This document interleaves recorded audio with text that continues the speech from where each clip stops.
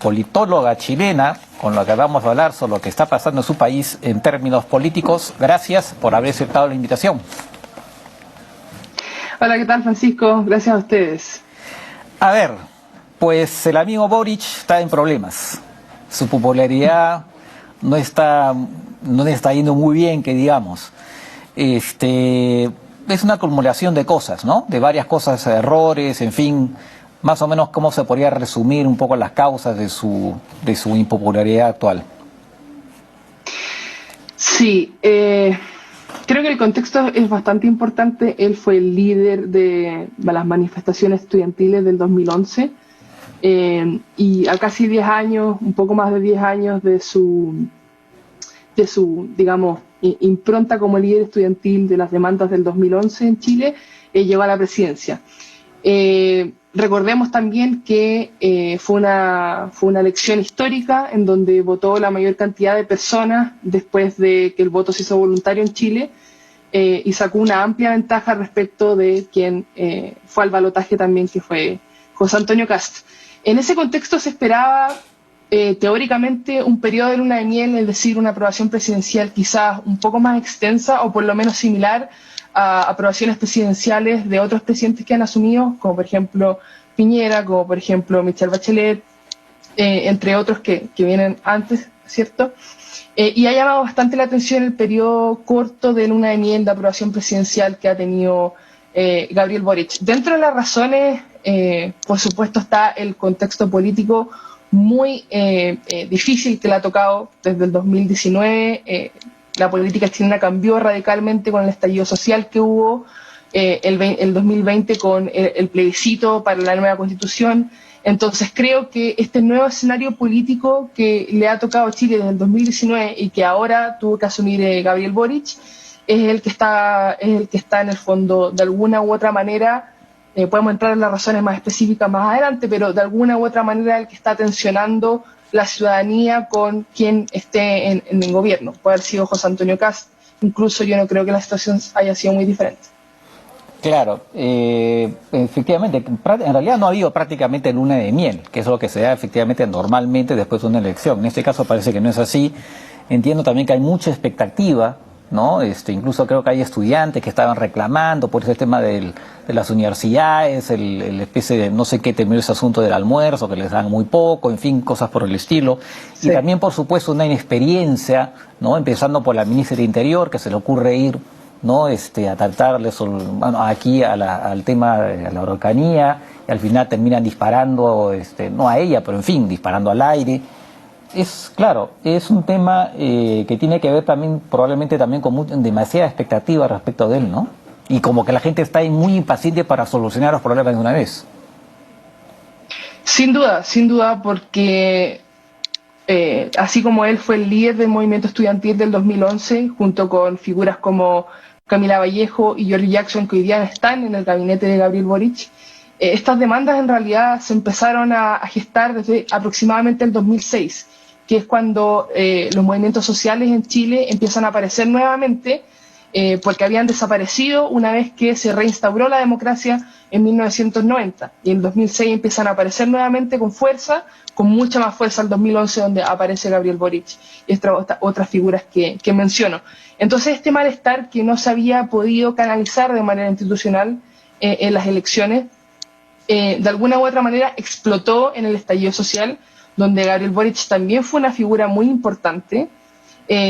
Entonces hay una alta expectativa que todas estas demandas que de alguna u otra manera no se han canalizado, que se han intentado canalizar a partir de el plebiscito del 2020 para ver si es que la ciudadanía quería una nueva constitución o no, y efectivamente ganó la opción apruebo con un 80%, muy superior al 20% del rechazo.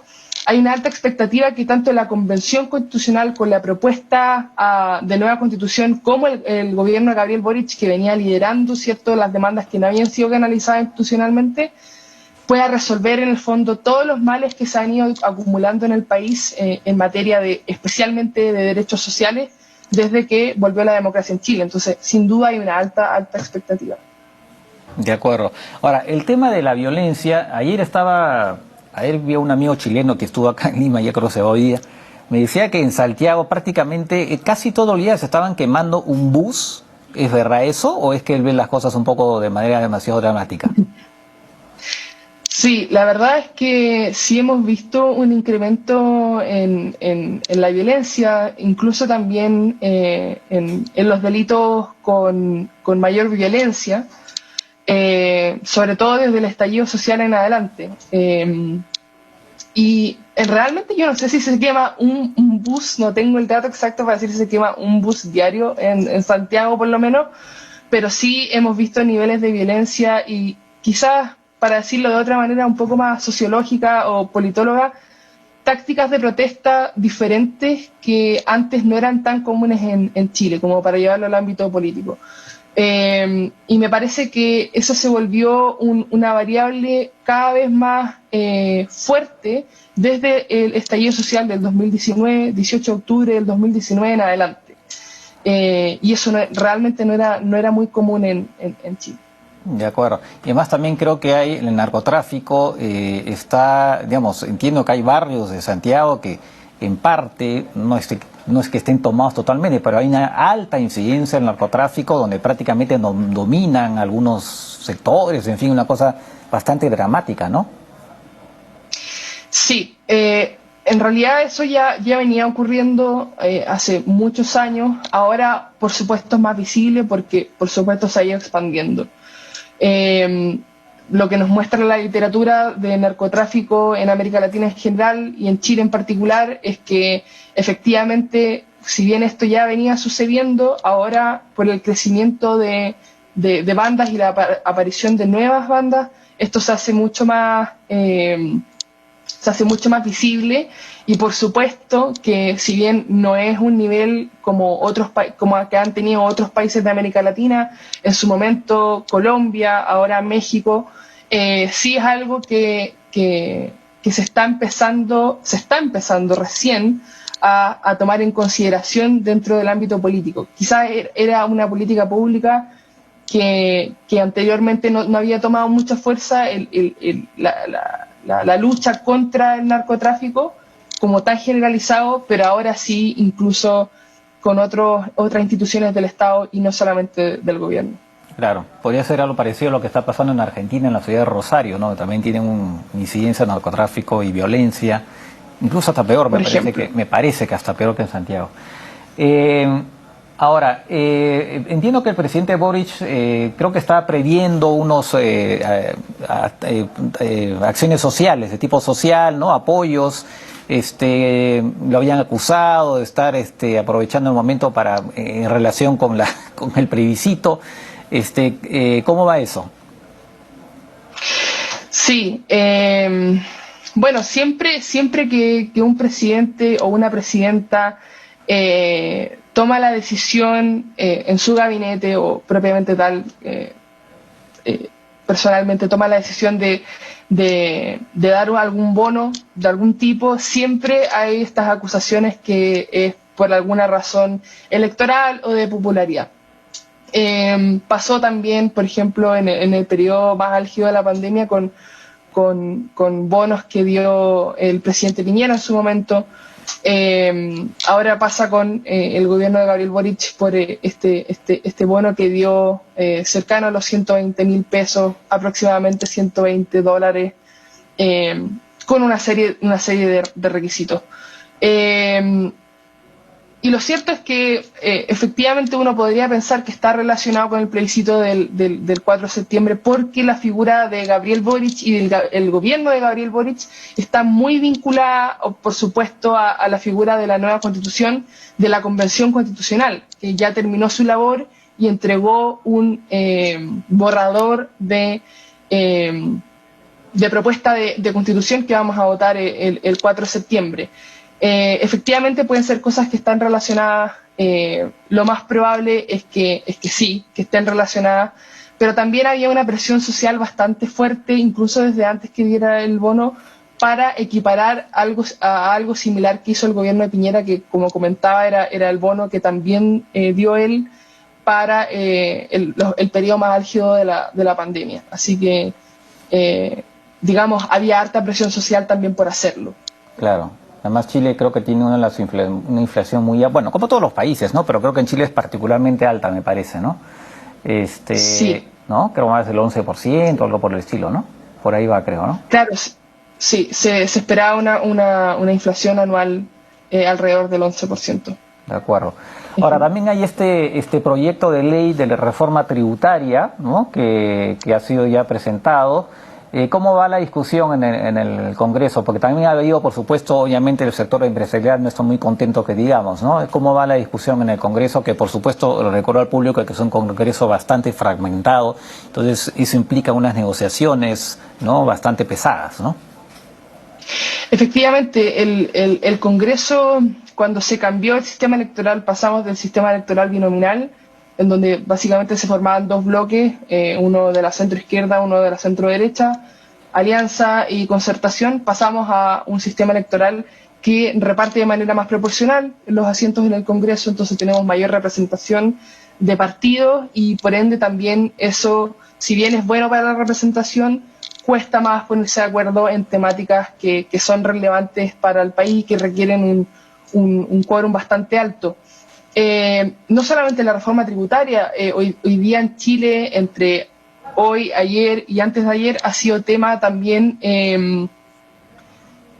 cambios a la constitución actual que se hizo en 1980, que hoy día está vigente en Chile, sobre el quórum que se necesita para poder cambiar la constitución actual en caso de que gane el rechazo el 4 de septiembre. Esa ha sido como la temática del Congreso en los últimos días, porque como el 4 de septiembre es el plebiscito y hay dos opciones, apruebo el borrador de nueva constitución o rechazo el borrador de nueva constitución que propuso la Convención Constitucional, cada opción está intentando forjar su propio camino, apruebo o rechazo, para aumentar la probabilidad de éxito. Entonces, si bien la reforma tributaria es una temática que se está discutiendo en el Congreso, se ha estado discutiendo, lo que se ha tomado en la agenda realmente noticiosa en términos políticos es todo lo relacionado con el plebiscito y las reformas a la Constitución actual que se están haciendo como el camino al rechazo y las reformas que se pueden hacer a la Constitución que propuso la Convención Constituyente de llegar a ganar el apruebo el 4 de septiembre. De acuerdo. Y precisamente sobre la Constitución, dicho sea paso, el 4 de septiembre creo que es el día en que Allende tomó el poder, ganó la elección. Esa es una fecha simbólica, me parece, ¿no? ¿O no? Realmente no lo recuerdo. Vaya, bueno, algo No había quiero leído por el estilo. dar No un sabía dato si era el día que había ganado la elección o que había asumido el poder, en fin. Bueno, para margen de eso, ¿cómo van las encuestas que las últimas que he visto siguen siendo bastante desfavorables al apruebo? ¿Cómo va eso? Efectivamente, las últimas encuestas que tenemos que han sido Pulso Ciudadano, por ejemplo, CADEM, que da todas las semanas encuestas, tienden a estar parejas en que hay una brecha entre el rechazo, que podría estar aproximadamente entre los 55 puntos porcentuales versus con un margen de error de alrededor de un 5%, y el apruebo, digamos, en el otro extremo de probabilidad. Entonces, si fuera hoy día, según las encuestas, hay un consenso de que estaría ganando el rechazo. Lo cual es particularmente problemático desde el punto de vista que el plebiscito del 2020, que preguntaba, a raíz del estallido social, que preguntaba a la ciudadanía si quería una nueva constitución, y el 80% de quienes votaron dijeron que sí querían una nueva constitución y querían que el órgano que la llevara a cabo, la intentara implementar o realmente escribir un borrador, fuera la Convención Constitucional. Eso se cae a pedazos si es que gana el rechazo. Trabajo de un año completo, digamos, que si bien instaló temáticas importantes que hoy día estamos discutiendo, que antes no estaban siendo discutidas, se caería a pedazos. Sería tremendamente problemático desde ese punto de vista si gana el rechazo. El asunto está en que la aprobación presidencial del presidente con la convención van atadas de la mano. Entonces uno podría pensar que como la aprobación presidencial de Boric ha tendido a la baja, con alguno que otro repunte durante las últimas semanas, realmente le ha hecho muy poco favor el gobierno de Boric sin querer, sin necesariamente querer, la causa de la nueva constitución que propuso la Convención Constitucional. Ahora, lo positivo desde ese punto de vista del conflicto social que está intentando institucionalizar la nueva constitución es que hay un acuerdo transversal tanto de quienes están por el rechazo, que es fundamentalmente la centro-derecha, derecha, y la centro-izquierda, que está a favor del apruebo, y la izquierda. Hay una especie de acuerdo de ambas partes que se necesita una nueva constitución, solo que las partes no están de acuerdo en cuál es el camino. La propuesta que propuso la Convención Constituyente o otro tipo de camino que el rechazo está proponiendo para llegar a una nueva constitución. De acuerdo. Y ahí hay voces importantes, ¿no? El de Michelle Bachelet a favor, ¿no?, del apruebo, sí. Pero por otro lado el de Ricardo Lagos, que no dijo que va a votar, no dijo a favor del rechazo, pero sí planteó reservas, ¿no? Que sonaron bastante, ¿no? Exactamente. Y otra cosa no menor es que Ricardo Lagos, si bien en algún momento había señalado que la constitución que tenemos actualmente en Chile, de 1980, era la constitución de Pinochet, él hizo una reforma, su gobierno, para no personificar tanto el poder, su gobierno, cuando él estuvo en el poder, desde el 2000 en adelante, cuando ganó la elección de 1999, hizo una reforma bastante importante de la Constitución de 1980, por lo tanto la Constitución que tenemos hoy día lleva la firma de Ricardo Lagos. Entonces él en algún minuto cambió su discurso para ahora decir que en realidad la Constitución de 1980 no era de Pinochet, sino que era la Constitución de él. Entonces ahí podemos ver una pista bastante clara de qué es lo que está pensando él, porque este cambio de discurso él lo dio justo cuando ya las reformas, o más bien dicho, las propuestas de la nueva Constitución que se va a votar el 4 de septiembre ya estaban, digamos, hechas. Entonces, claramente él no está de acuerdo con la propuesta de nueva Constitución. Sigue pensando que la Constitución actual es superior, sobre todo en términos del sistema político, a la nueva Constitución, y es algo en el fondo que yo creo que el sector más laguista de la centroizquierda está claramente, digamos, por ese lado, ¿cierto?, en contra de la propuesta de nueva Constitución. De acuerdo. Muy bien, pues vamos a ver cómo sigue la cosa. Todavía faltan unas 3 semanas para que se produzca este plebiscito, y si al final Sí. no resulta, pues ya veremos el jueguito de quién tuvo la culpa, ¿no? El gobierno, los convencionales, ustedes fueron demasiado duros, en fin, eso es lo que vamos a ver en caso efectivamente que no se dé el apruebo. Gracias, seguiremos al tanto y eventualmente volveremos a conversar. Perfecto, muchas gracias, Francisco, que estén bien. Listo, gracias.